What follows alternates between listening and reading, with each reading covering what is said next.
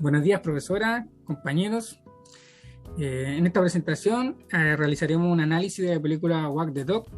Los integrantes del grupo son Maricela Arriagada, Natalia Donoso y quien habla Antonio Carrasco. Bueno, en esta presentación realizaremos la vinculación con tres teorías repasadas durante esta unidad, las cuales son la aguja hipodérmica de Laswell, la teoría de Jean-Paul Sartre y los modelos de efectos relativos.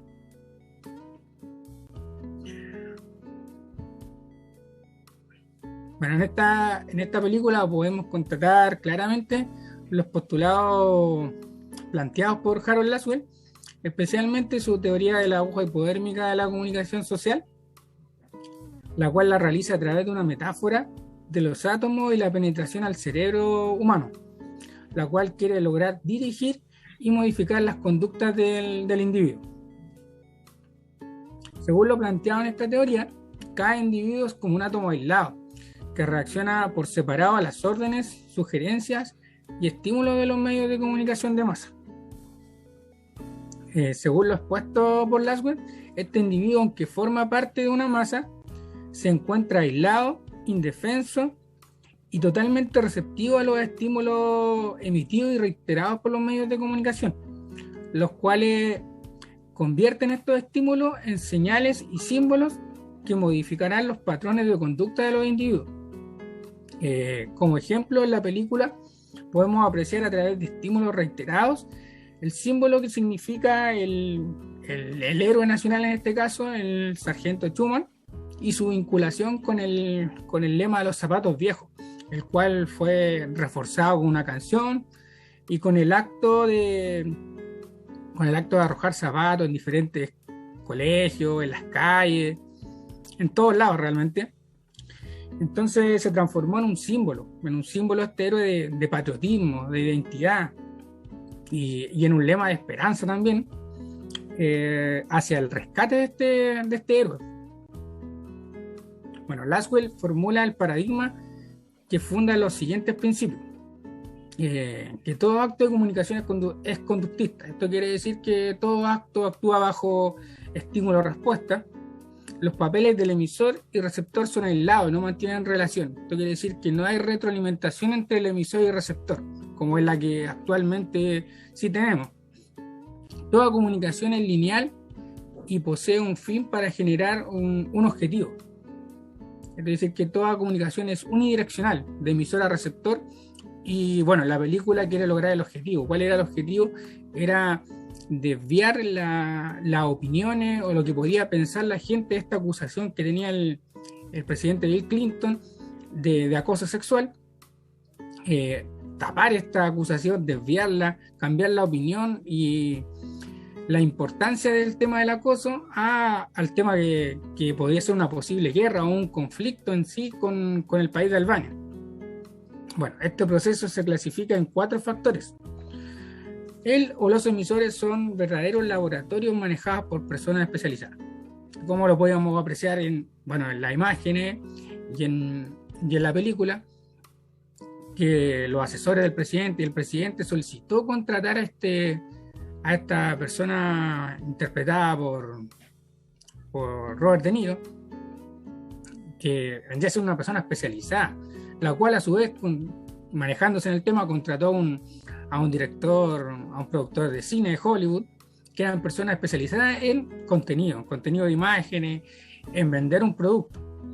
El receptor es un grupo numeroso, heterogéneo y disperso. Bueno, la película no abarca cuál es el receptor, sino que nosotros aludimos que es todo el público o todo el habitante norteamericano que participará en un proceso electoral. El canal, radio, prensa, cine y todos los recursos tecnológicos que contaba en ese tiempo los medios de comunicación. El mensaje, acto crucial manejado a través de contenidos simbólicos, direccionados y articulados por especialistas en redacción de mensajes. Bueno, los contenidos simbólicos, el soldado, que pueden ver ahí, el héroe norteamericano, un emblema de la nación, con su chaleco ahí mostrando un mensaje sumamente simbólico y sentimental, para las madres, todas las madres norteamericanas, la mujer, la niñita albana, desprotegida, arrancando de la ciudad, también los zapatos viejos, como lo habíamos mencionado anteriormente, que significó un símbolo nacional de esperanza. Y bueno, el especialista en este caso, el productor, con todo su equipo, todos sus asesores, que crearon todo este contenido que después fue reflejado en los medios de comunicación masivos y se fue creíble, en realidad. Bueno, y con esta vinculación he querido tratar de explicar cuál es la relación entre la aguja hipodérmica, la teoría y la película que acabamos de mencionar.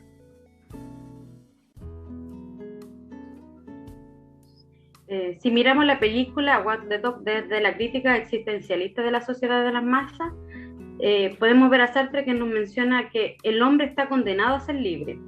Desde este punto de vista filosófico, se observa cómo los personajes actúan bajo principios sin ningún patrón ético, que el de consolidar en el poder al presidente con una total alienación al sistema. En este sentido, podemos ver cómo los protagonistas construyen libremente sus propios códigos, ya sea de conciencia o desde su propia ética. En esta línea podemos inferir de Sartre la necesidad de autocrearse sentido en el mundo. Como lo dice Muñoz también, un hombre sin esencia es un hombre que tiene que configurar el mundo a partir de esa necesidad. Es decir, un hombre no solo condenado a ser libre, sino también condenado a intencionar, a distanciarse de sí, a crearse en él conocimiento de su ser en el mundo. En consecuencia a esto podemos ver en la película cómo los personajes del asesor político y del productor hollywoodense realizan una serie de acciones que están en un total desapego con la persona humana, porque esto dado a que su propia libertad se los permite. ¿Avancemos, Antonio? En la crítica existencialista de la sociedad de las masas también podemos ver a Camus, quien habla de una deshumanización. En esta libertad de autocreación de conciencia, Alberto Camus denunciará una sociedad deshumanizada, indolente, que olvida a la persona humana y que desconoce su sentido de pertenencia a una comunidad. Esto claramente lo vemos en la película, que hay una sociedad deshumanizada. En este sentido, Camus nos plantea que la libertad ha sido mal usada por la sociedad, haciéndose indolente al sufrimiento humano. Como podemos ver en las imágenes, acá en la película hablan de una guerra falsa. Y en otros lados, en otros lugares del mundo podemos ver, como por ejemplo en Vietnam, claramente está sucediendo una guerra. En este sentido, la sociedad está deshumanizada e indolente, como lo menciona Camus en su planteamiento. Camus también habla de una sociedad absurda. En este sentido podemos ver algunos de los relatos que sucedieron en la película. En la primera imagen vemos el relato falso de la niña albana refugiada, esta niña que va huyendo con un gatito en brazos, ¿cierto? Ahí claramente vamos una manipulación de la información para distraer a la opinión pública con una guerra obviamente falsa. En la segunda imagen vemos el soldado perdido y muerto en batalla. Ahí también vemos una manipulación de la información, ajustando totalmente el relato para darle más continuidad a la manipulación social. En la imagen número 3 podemos ver el asesinato del productor. En este claramente, dado a que el productor quiere revelar los relatos falsos, los que mencioné anteriormente, esto para obtener un reconocimiento público como a su trayectoria como productor. Ahí vemos la sociedad absurda y deshumanizada de los que nos menciona Camus en la película propiamente tal. Hernández también al respecto nos menciona que el hombre absurdo no se guía por reglas definidas del bien y del mal que clasifican su acción. Ahí también vemos lo absurdo que está especificado claramente en en la película Walk the Dog. Bien, voy a explicar cómo se ve reflejado en los modelos de efectos relativos de Carl Hoagland en la película. Antes que todo, recordar que existía un concepto anterior, el modelo de efecto poderoso, planteado por Laswell también, donde señala que son estrategias comunicacionales masivas, pero de gran envergadura, y que fueron desarrollados en el periodo de entreguerras por bloques ideológicos como el fascismo, como el nazismo, el comunismo, ya principalmente. Este concepto evoluciona ya con Hoagland, aunque también se centra en este proceso comunicativo mecanicista, ¿cierto? Que da cuenta de esta dualidad entre estímulo y respuesta, ¿ya? Que después va a abordar mayormente Watson y el conductismo. La diferencia entre el efecto relativo con los efectos poderosos, o con los modelos de efectos poderosos, es que este se centra en elementos psicosociales, le va a poner principal atención a las diferencias individuales, al tipo de receptor, ¿ya? No solo a las características del receptor, sino que también a su entorno, a su contexto, ¿ya? Por eso lo destaqué acá en esta lámina.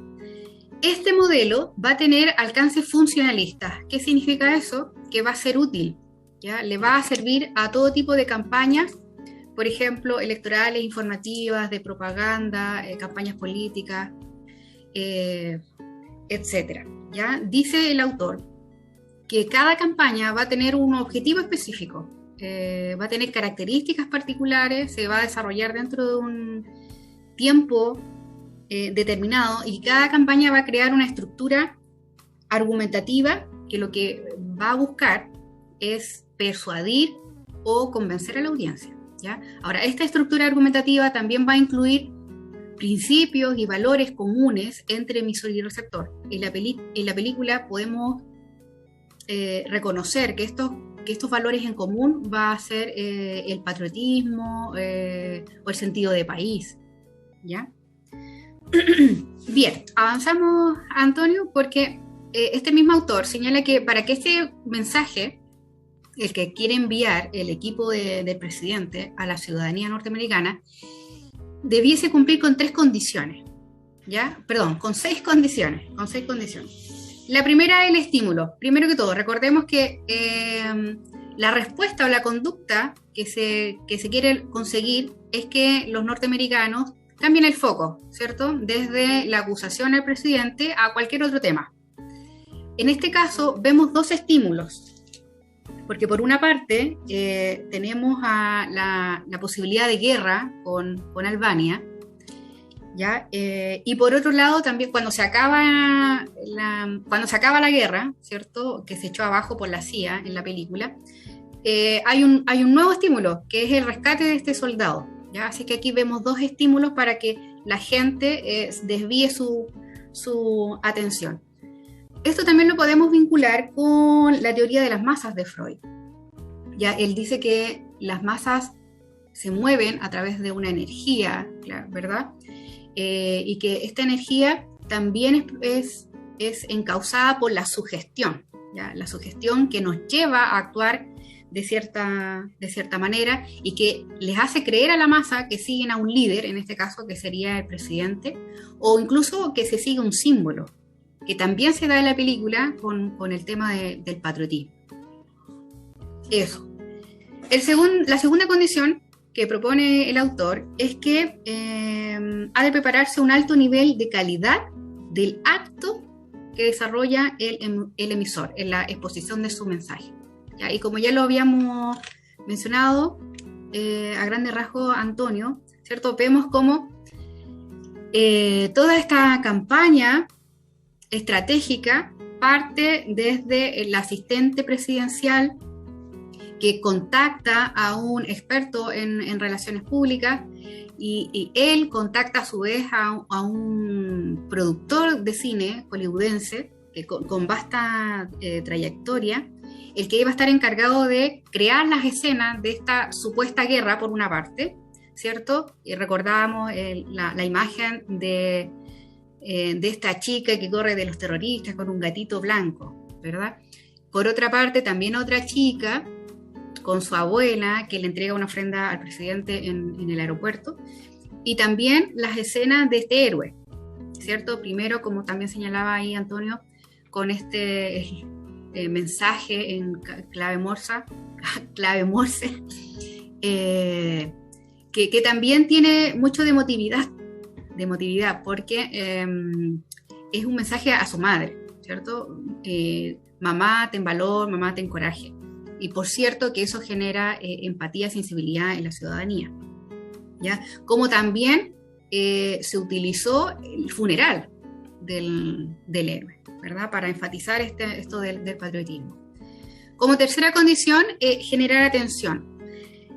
Por cierto que es incluido en el acontecer nacional esta posibilidad de guerra, ¿cierto? Aquí tenemos el tema, y que no es menor, ¿ya? De hecho, el productor en la película dice: es imposible que nosotros podamos desenfocar a la ciudadanía respecto de la acusación al presidente, tendríamos poco menos que armar una guerra, ¿cierto? Y efectivamente eso es lo que cambia el foco, ¿ya? En este punto, quisiera recordar que en el minuto 37, de hecho del film, la asistente presidencial revisa los diarios principales, más importantes del país, y con alivio dice: oye, no aparece la niña exploradora, ya que es como le dicen irónicamente a esta niñita que supuestamente fue acosada, ¿verdad?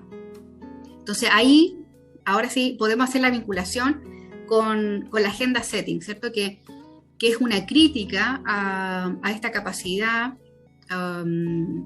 que utilizan los medios para poner en la vitrina pública ciertos temas por sobre otros, ¿ya? Aquí vemos con claridad cómo el tema que estaba ahí en cuestión era esta acusación al presidente, pero que el equipo del gobierno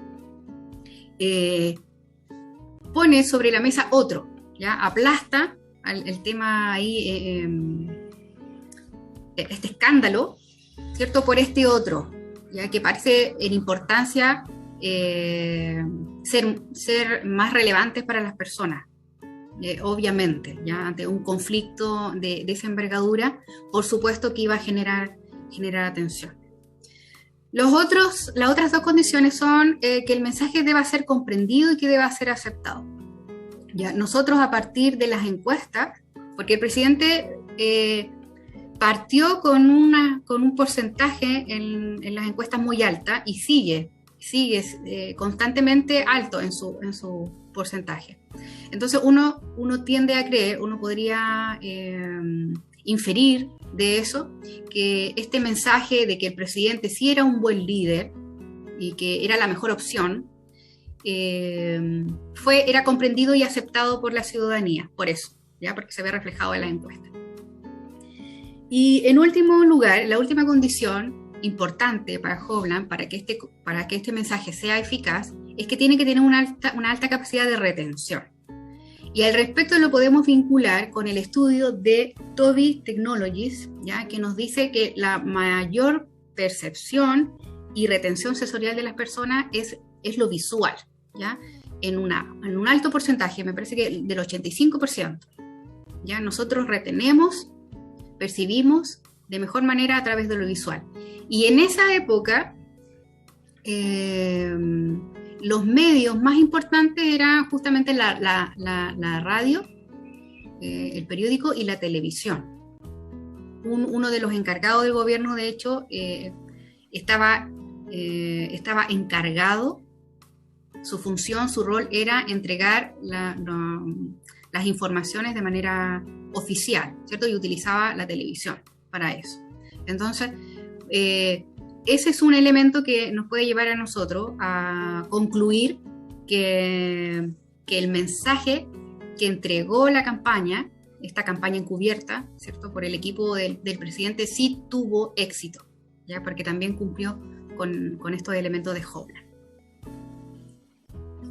Bien, damos por por finalizado entonces nuestra presentación. Hemos querido abordar los temas más importantes que vimos en el semestre, en este curso, como lo son la aguja epidérmica, el análisis existencialista, los modelos de efecto relativo, ¿cierto? Haciendo una mención a los efectos poderosos de Laswell, las condiciones de la comunicación eficaz, y también la agenda SETI de McCombs y Shaw. Así es que fue un agrado muy interesante de desarrollar esta actividad también en conjunto de mis compañeros.